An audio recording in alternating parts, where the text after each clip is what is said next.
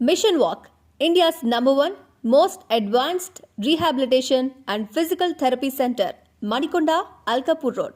Call 9177 300 194. మా branches Hyderabad, Delhi మరియు పూణేలో కలవు. నమస్తే, వెల్కమ్ టు తెలుగు రాజ్యం. నేను మౌనిక. శ్రీకాంత్ గారు నమస్తే. నమస్తే. అయితే గోరంట్ల బుచ్చి చౌదరి గారు ఎట్టి పరిస్థితుల్లో నాకు ఈ అవకాశం కావాలి, ఈ సీటు కావాలని పట్టుబట్టింది రాజమండ్రి. రూరల్ రాజమండ్రి రూరల్ ఆ ఏరియాలో ఆయన మరి గెలుస్తారా అనే ఒక క్వశ్చన్ రేజ్ అయింది. బట్ ఆయన గెలుపుని ప్రజలు ఎందుకో యాక్సెప్ట్ చేయరేమో అనే పాయింట్ ఉంది. ఎందుకంటే పాపం కష్టపడి తిరిగిన వ్యక్తిని వదిలిపెట్టి ఈయన సీట్ తీసుకున్నారనే పాయింట్లో కొంచెం వ్యతిరేకత ఉంది. మరి ఇప్పుడు రియాలిటీ ప్రస్తుతం ఉన్న పరిస్థితుల్లో ఆయన కోట్లు పడతాయా, ఆయన గెలిచే అవకాశాలు ఉన్నాయా? వాస్తవానికి ఏంటంటే వారు ప్రచారానికి వెళుతుంటే తిరుగుబాట్లు ఎదురవుతున్నాయి. గతంలో ఏంటంటే ప్రజల నుంచి అంటే వైరి వర్గాలు లేకపోతే ప్రతిపక్షాలు, ప్రత్యర్థి వర్గం కాదు, ప్రజల నుంచే తిరుగుబాట్లు ఎదురవుతున్నాయి. వారు ఇక్కడికి మారడానికి కారణం ఏంటంటే ఈ రాజమండ్రి సిటీ నుంచి 83, 85 2 పర్యాయాలు వరుసగా, ఆ తర్వాత 94, 99 వరుసగా రాజమండ్రి సిటీ నుంచి గెలిచినటువంటి నేత. తెలుగుదేశం కూడా రాజమండ్రి సిటీ గోరంట్ల బుచ్చయ్య చౌదరి గారు వీళ్ళందరూ కూడా వలస వచ్చినటువంటి నేతలు, వలస వచ్చినటువంటి కమ్మవారే కానీ స్థానికులైనటువంటి కమ్మవారు కాదు. మీకు ఇక్కడ సరే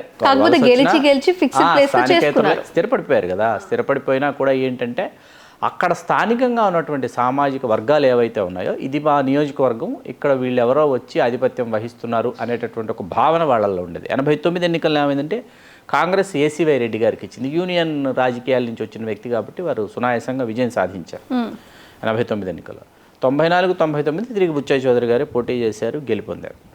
గెలుపొందిన తర్వాత మీకు వారు అంత క్రితం మీకు 83, 85 ఆ సమయంలో ఎన్టీ రామారావు గారి మంత్రిమండలిలో మంత్రిగా అలరారారు. ఆ తర్వాత మళ్ళీ చంద్రబాబు నాయుడు గారి మంత్రివర్గంలో కూడా కొంతకాలం వారు మంత్రి పదవి నిర్వహించినట్టున్నారు. అంటే ఫస్ట్ రామారావు గారి వర్గంలో ఉన్నారు. అంటే చంద్రబాబు నాయుడు గారు ఎన్టీ రామారావు గారిని గద్దె దింపి ఆగస్టు సంక్షోభం ఏదైతే ఉందో 95, ఆ తర్వాత చంద్రబాబు నాయుడు గారు ఎన్టీ రామారావు గారు 2 వేరువేరు శిబిరాలు కదా.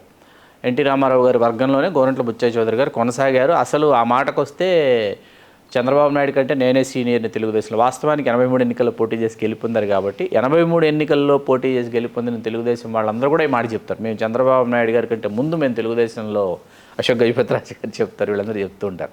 ఆ మాట పలు సందర్భాలలో పలు పర్యాయాలు గోరంట్ల బుచ్చయ్య చౌదరి గారు ప్రస్తావించారు. సీనియారిటీ గుర్తు చేస్తూ మాట్లాడారు. లక్ష్మీపార్వతి గారి వర్గంలో కొంతకాలం ఉన్నారు ఆయన. ఎన్టీ రామారావు గారి మరణానంతరం కూడా లక్ష్మీపార్వతి గారితో కలిసి ప్రయాణం చేశారని వేసిన తర్వాత, ఆ తర్వాత అందరితో పాటు వీరు కూడా చంద్రబాబు నాయుడు గారి వర్గంలో చేరిపోయారు. ఆ లక్ష్మీపార్వతి గారితో పాటు ఆ ప్రయాణం సాగించినప్పటి ఆ సమయంలో చేసినటువంటి వ్యాఖ్యలు చంద్రబాబు నాయుడు గారు బాగా గుర్తుపెట్టుకున్నారు. గుర్తుపెట్టుకొని 99 ఎన్నికల్లో కూడా కొనసాగించినప్పటికీ ఆ తర్వాత ఏంటంటే కొంత సీతకన్ను బుచ్చయ్య చౌదరి గారి మీద వేశారు. వారు పోటీ చేస్తూనే వచ్చారు సిటీ నుంచి.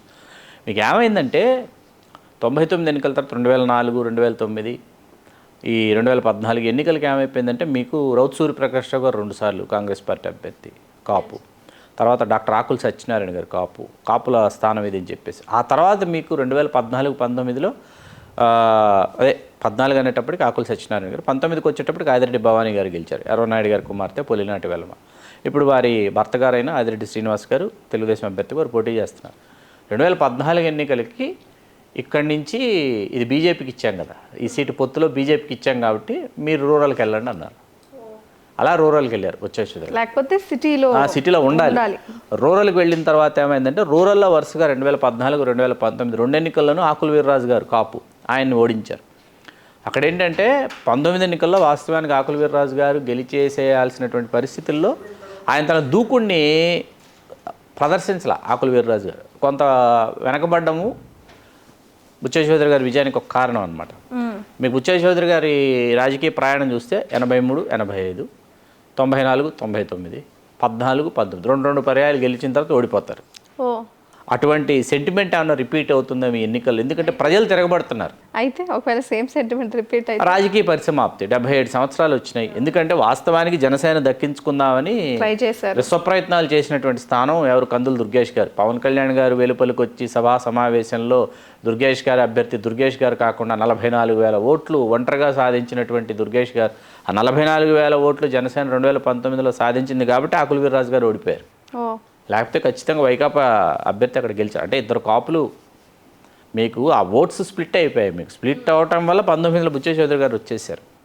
అంటే కొంచెం టఫ్ సిచ్యువేషన్లోనే లాస్ట్ టైం కూడా ఆయన గెలిచారు. ఇప్పుడు ఏంటంటే అక్కడ వెనుకబడిన తరగతులకు అవకాశం ఇవ్వటం, వెనుకబడిన తరగతులు గెలవడంతో ప్రారంభమైన నియోజకవర్గం రాజమండ్రి రూరల్ పద్మశాలీల నుంచి చందన్ రమేష్, ఇప్పుడు చెలుబోయిన వేణుగోపాలకృష్ణ గారు రాష్ట్ర మంత్రివర్యులుగా రాణించినటువంటి వారు రామచంద్రాపురం నియోజకవర్గం నుంచి ఇక్కడికి తీసుకొచ్చారు. అసలు కనీ విని ఎరుగని పోటీ ఇస్తున్నారు వేణుగోపాలకృష్ణ ఓకే వైకాపా అభ్యర్థి. కాబట్టి ఇక్కడ ఏంటంటే ప్రజలు మీరు గెలిచిన తర్వాత మాకెందుకు అందుబాటులో ఉండటం లేదు, మాకెందుకు కనిపించట్లేదు అని ప్రజలు ఇప్పుడు తిరగబడుతున్నారు బుచ్చే చౌదరి గారి మీద ఒక్కసారిగా.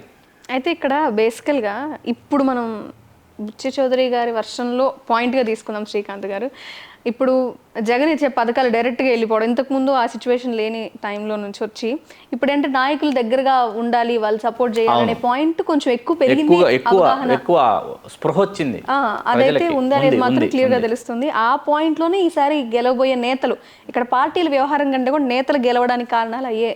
అవును, అంటే అక్కడ నియోజకవర్గంలో ప్రజల నుంచి ఎదురైనటువంటి ఆ తిరుగుబాటు ఏంటంటే బుచ్చే చౌదరి గారి మీద మీరు గెలిచిన తర్వాత అమెరికాకు వెళ్ళిపోతారు, వెళ్ళిపోయి ఆ తర్వాత ఎప్పుడో ల్యాండ్ అవుతారు, ల్యాండ్ అయిన తర్వాత మీకు అవసరం ఉండి కనిపించాలనుకుంటే కనిపిస్తారు, లేకపోతే లేదు. మళ్ళీ ఎన్నికల సమయంలో మీరు సంధించాల్సినటువంటి అస్త్రాలన్నీ సంధించి మీరు మళ్ళీ బీఫారం తెచ్చుకుంటారు, మళ్ళీ ఎన్నికల్లో నించుంటారు, మళ్ళీ గెలుస్తారు, గెలిచిన తర్వాత అందుబాటులో లేకుండా పోతారు అనేటటువంటి వాదన సాధారణమైన సామాన్య ప్రజానీకం ఆయన మీద ఎదురుదాడికి దిగడం మాటలతో. సీనియర్ అయితే ఇలాంటి మైనస్లు కూడా ఉంటాయా అని అనిపిస్తుంది శ్రీకాంత్ గారు. ఎందుకంటే ఎప్పుడో చేసి గుర్తుపెట్టుకోరు, ఎప్పటికప్పుడు తరము ఆలోచనలు మారుతూ ఉంటాయి. వాళ్ళు చేసిన తప్పుల్ని ఎత్తి చూపే అవకాశం సీనియర్స్కి ఉంటుంది అనేది ఇక్కడ పాయింట్. అది బుచ్చే చౌదరి గారి విషయంలో ఆయన ఎదుర్కొంటున్నారు క్లియర్గా. ఎందుకంటే ప్రజలు డైరెక్ట్ కాదు అంటున్నారంటే ఆ పాయింట్ మరి స్ట్రాంగ్గా అయ్యే అవకాశాలు ఉన్నాయి. ఇది మరి వైసీపీకి ప్లస్ అవుతుంది ఆ ఏరియా. బుచ్చే చౌదరి గారు చేసిన తప్పుకి శిక్ష లాంటిదే. ఎందుకంటే ఒక పక్క జనసేన ఈ విషయం ఖచ్చితంగా మాట్లాడాల్సిందే. అభ్యర్థి కష్టపడి తిరిగిన వాళ్ళని కాదని పంపించి నియోజకవర్గం నుంచి పశ్చిమ గోదావరి జిల్లాకు పంపించారు.